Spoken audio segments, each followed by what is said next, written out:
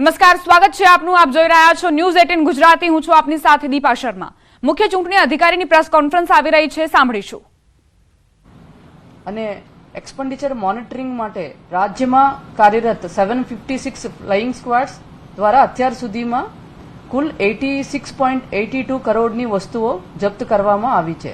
અને આજથી SST static surveillance ટીમનું પણ કામગીરી પણ અત્યારે ફિલ્ડમાં ચાલુ થઈ જશે. અને એના ઉપરાંત C vigil mobile app, national grievance service portal, control room, ટપાલ અને ઈમેલ સહિતના અત્યાર સુધી લગભગ 10,000 થી વધુ ફરિયાદો મળી છે. પેન્ડિંગ હોય પ્રકારે કમ્પ્લેન્ટ્સ કોઈ આવી હોય આચારસંહિતા પર પેન્ડિંગ હોય કોઈ મેજર હોય પ્રકારે મેજર કોઈ કમ્પ્લેન્ટ અત્યારે કોઈ પેન્ડિંગ નથી. 14 આઈપીએસ પોસ્ટિંગ બાકી છે, એ પ્રક્રિયા અધવચ્ચે થઈ જશે કે હવે એ પોસ્ટિંગ નહીં મળે, ચૂંટણી પૂરી થયા પછી મળે?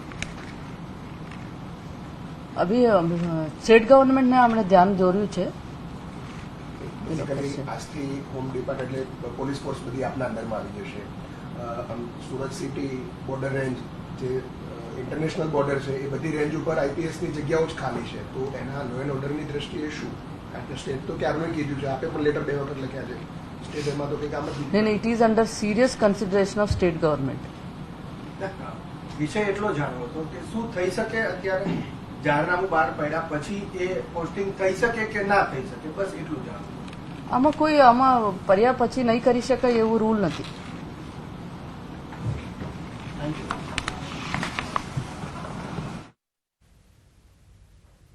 તો ગુજરાતની 26 બેઠકો પર નામાંકન ભરી શકાશે, ઉમેદવારી નોંધાવી શકાશે. ગુજરાત લોકસભા ચૂંટણી માટે નોટિફિકેશન જાહેર કરાયું છે. ફરિયાદોને લઈને પણ મુખ્ય ચૂંટણી અધિકારીએ ઉલ્લેખ કર્યો અને જે ફરિયાદો મળી છે તેનો નિકાલ લાવવાનો પણ પ્રયત્ન કરવામાં આવ્યો છે.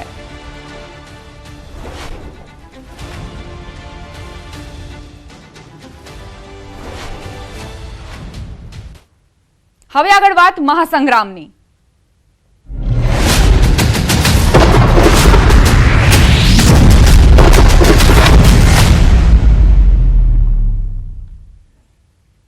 પોરબંદર લોકસભા બેઠકના ઉમેદવાર મનસુખ માંડવિયા 15મીએ ઉમેદવારી પત્ર ભરશે. 15મીએ વિજય મુહૂર્તમાં માંડવિયા ઉમેદવારી પત્ર ભરશે.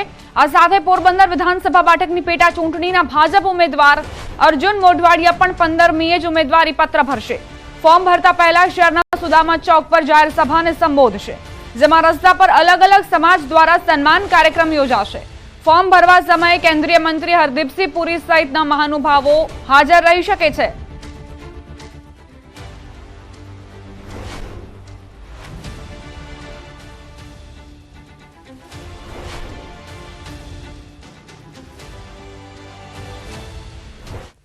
પાટણમાં સરકારી કર્મચારી વિરુદ્ધ આચારસંહિતા ભંગની રજૂઆત. પ્રાથમિક શાળામાં શિક્ષક તેમજ સીઆરસી તરીકે ફરજ બજાવતા વિનોદ સોલંકી વિરુદ્ધ રજૂઆત. વિનોદ સોલંકીએ પોતાના નિવાસસ્થાને પાટણ ભાજપ ઉમેદવાર ભરતસિંહ ડાભીનું સન્માન કરતા વિવાદ સર્જાયો. સરકારી કર્મચારી હોવા છતાં રાજકીય નેતાનું સન્માન કરતા આચારસંહિતા ભંગની રજૂઆત. અજાણ્યા ઈસમ દ્વારા ચૂંટણી કેન્દ્રમાં ફરિયાદ આપતા તંત્રએ તપાસ હાથ ધરી. વિનોદ સોલંકી શિક્ષક અને સીઆરસીની સાથોસાથ ચૂંટણીમાં પોલિંગ ઓફિસર 1માં પણ નિયુક્ત કરાયા છે. સમગ્ર મામલે ચૂંટણી અધિકારી તપાસ કરી અહેવાલ ચૂંટણી વિભાગમાં રજૂ કરાયો.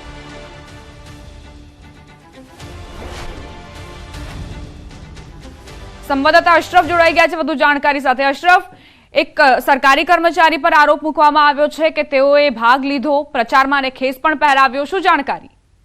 બિલકુલ દીપા, સરસ્વતી તાલુકામાં પ્રાથમિક શિક્ષક તેમજ સીઆરસી તરીકે ફરજ બજાવતા વિનોદ સોલંકી નામના સરકારી કર્મચારી ઉપર આચારસંહિતા ભંગની રજૂઆત એક કિસમ દ્વારા કરવા છે. મહત્વનું છે કે વિનોદ સોલંકીના ઘરે જ્યારે ભાજપ ઉમેદવાર ભરતસિંહ સોલંકી જ્યારે પ્રચાર અર્થે નીકળ્યા હતા તે સમયે તેમના ઘરે ક્યાંક શુભેચ્છા મુલાકાત લીધી હતી. આ દરમિયાન તેમણે જે ફોટો સેશન કર્યો હતો તે ફોટો વાયરલ થતા આ વિવાદ સર્જાયો છે. મહત્વનું છે કે જે સરકારી કર્મચારી જે શિક્ષક તરીકે ફરજ બજાવે છે તેને ચૂંટણીમાં પણ એક અધિકારી તરીકે તેમની પણ નિમણૂક કરી છે. એટલે કે સરકારી કર્મચારી અને ચૂંટણીમાં ફરજમાં નિમણૂક કરેલ જે રીતે આ સરકારી કર્મચારીનો ફોટો વાયરલ થતા આચારસંહિતા ભંગનો વિવાદ સર્જાયો છે. સમગ્ર ઘટના જ્યારે એક ઇસમે દ્વારા જે ચૂંટણી હેલ્પલાઇન નંબર જાહેર કરશે ત્યાં ફરિયાદ નોંધાતા સમગ્ર હકીકત બહાર આવે છે.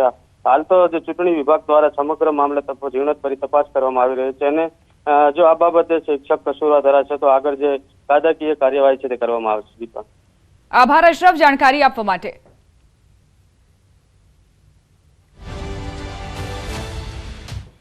બનાસકાંઠા કોંગ્રેસ ઉમેદવાર ગેનીબેને પ્રચારમાં દાવો કર્યો કે 10 દિવસથી પ્રચાર કરી રહી છું. રોજે રોજ લાખ 1.5 લાખનો ફાળો આવી રહ્યો છે. ચૂંટણી લાંબી ચાલશે એટલે 50 લાખ જેટલો ફાળો આવી જશે. દરેક ખર્ચ લોકો ઉપાડી રહ્યા હોવાનો પણ તેમણે દાવો કર્યો. ગેનીબેન 15મીએ પાલનપુરમાં ઉમેદવારી પત્ર ભરવાના છે.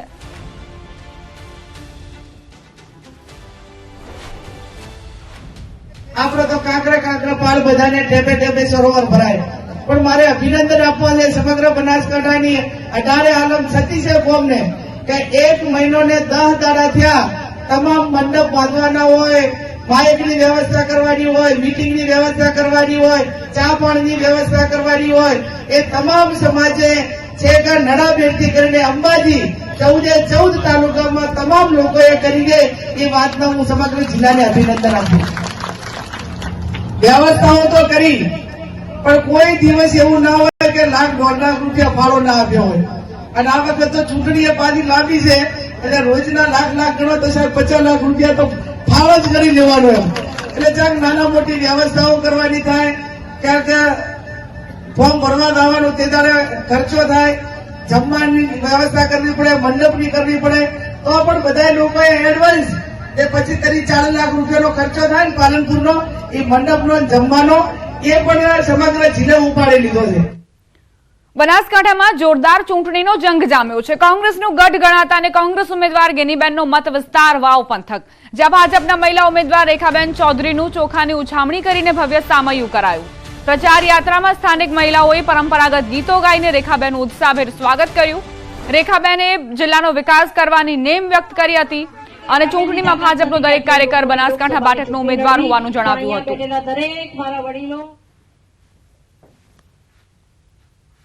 ભારતીય જનતા પાર્ટીના કાર્યકર્તાઓની તાકાતથી ચૂંટણી લડાતી હોય છે. કોઈ એક રેખાબેનની તાકાત નથી કે આટલી મોટી લોકસભાની ચૂંટણી લડવી, પણ અહીંયા બેઠેલા દરેક મારા વડીલો, તમે પોતે જ ઉમેદવાર છો એમ સમજી અને જવાબદારી ઉપાડી લેજો અને તમારે ચૂંટણી લડવાની છે, તમારે જીતાડવાની છે, તમારે બધાએ કમળ બની અને કમળ ખીલાડવાનું છે. જેતપુરમાં ચેટીચાંદના પર્વે ધારાસભ્ય જયેશ રાદડિયા ડીજેના તાલે ઝૂમતા હોય તેવો વિડીયો વાયરલ. ચેટીચંદના પર્વ પર જેતપુરમાં નીકળેલ શોભાયાત્રામાં ધારાસભ્ય જયેશ રાદડિયા તેમજ સિંધી સમાજના નવયુવાનો સાથે ડીજેના તાલે ઝૂમી ઉઠ્યા.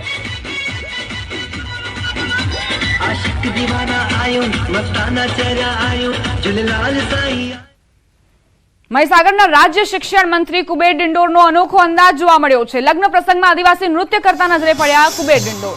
સંતરામપુર તાલુકાના ભાનાશીમલ ગામે તેમણે નૃત્ય કર્યું. લગ્ન પ્રસંગમાં પહોંચેલા શિક્ષણ મંત્રીનો અનોખો અંદાજ દેખાયો. હાથમાં તલવાર લઈને પારંપરિક આદિવાસી નૃત્ય કરતા જોવા મળ્યા કુબેર ડિંડોર.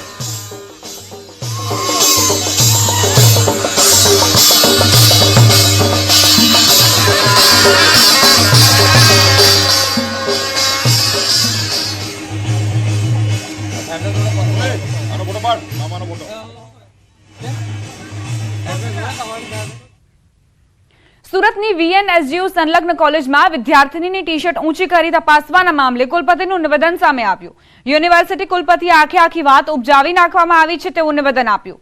ઉપરાંત સ્કોડની ટીમ પરીક્ષામાં તપાસ અર્થે ન આવે તે માટે આ વાત ઉપજાવી હોવાનું કહ્યું છે. જો આ ઘટના સાચી હશે તો તે કસૂરવાર વિરુદ્ધ પોલીસ કાર્યવાહી કરવામાં આવશે.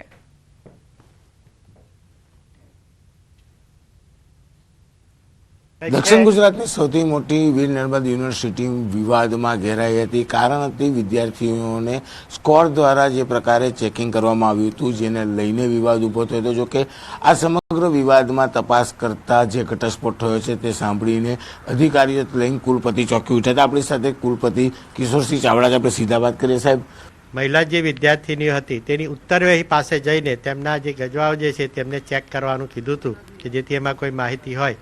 આ વાતની માહિતી ને કે સામાન્ય રીતે મહિલાઓને ચેકિંગ કરવામાં આવતું નથી, પણ મહિલા સ્કોડ દ્વારા ચેક કરવાનો જે અમે પ્રયાસ કર્યો છે તેને અટકાવવા માટે જ કોઈ વ્યક્તિએ આ પ્રકારનો પ્રયાસ કર્યો હોય એવું માલુમ પ્રથમ દર્શને શંકા થાય છે. અને આ પ્રકારની જો ખરેખર માહિતી સાચી હશે તો તેની સામે પોલીસ કાર્યવાહી કરતાં પણ યુનિવર્સિટી અટકાશે નહીં. સામાન્ય રીતે મહિલા વિદ્યાર્થીનીઓને એને ચેક કરવાનું કહેવામાં આવતું હોતું નથી, પણ આ અમારો વિનમ્ર પ્રયાસ હતો કે મહિલા વિદ્યાર્થીનીઓને પણ તેમના ગજવામાં રહેલી જો કોઈ સાહિત્ય હોય તો એમને દૂર કહેવાનું જે કહેવામાં આવ્યું હતું એમાંથી આ વાતને આખી જુદી દિશામાં લઈ જવાનો પ્રયત્ન થયો હોય એવું પ્રથમદર્શી કહી શકાય. બિલકુલ. આ હતા કુલપતિ કિશોરસિંહ ચાવડા. સીધું કહેવા તેમનું કહેવું છે કે વિદ્યાર્થીઓને ચેક કરવાને લઈને આ વિવાદ ઊભો થયો હતો. જોકે સીસીટીવી ચેક કર્યા બાદ આ પ્રકારે કોઈ પણ વિદ્યાર્થીનીને ચેક કરવામાં નથી આવ્યું, પણ જો આ પ્રકારની ઘટના છે તેને લઈને આગામી દિવસમાં પોલીસ કેસ સાથે પરીક્ષા ચાલી રહી છે અને આવી કોઈ ઘટના ના બને તે માટે ખાસ મહિલાઓનું સ્કોર વધારવાની વાત પણ કરી છે. કેમેરામેન ભરત બ્રહ્મભટ્ટ સાથે કીર્તેશ પટેલ, ન્યૂઝ 18 ગુજરાતી, સુરત. સુરતમાં ઉકાઈ ડેમમાંથી તાપી નદીમાં 800 ક્યુસેક પાણી છોડાયું. તાપી નદીમાં લીલના કારણે પાણી અતિશય દુર્ગંધ મારતું હતું, જેથી નદીની લીલ દૂર કરવા ડેમમાંથી 800 ક્યુસેક પાણી છોડાયું. તાપીમાં પાણીની નવી આવક થતા કોઝવેનું લેવલ 5 મીટરથી 5.40 મીટર થયું. ઉપરાંત ઉનાળામાં પાણીની માંગ 1500 MLDથી વધીને 1520 MLD થઈ છે.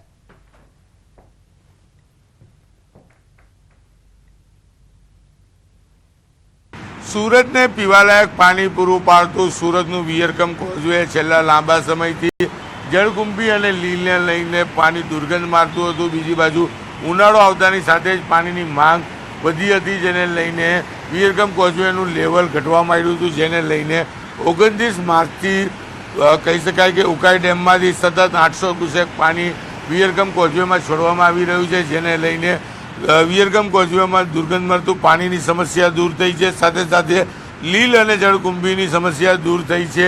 સતત પાણી આવવાને લઈને જે વિયરકમ કોઝવે 5 ફૂટ કરતાં બી નીચે હતો તેની સપાટી 5.40 મીટર એટલે કે 40 મીટરનો વધારો થયો છે.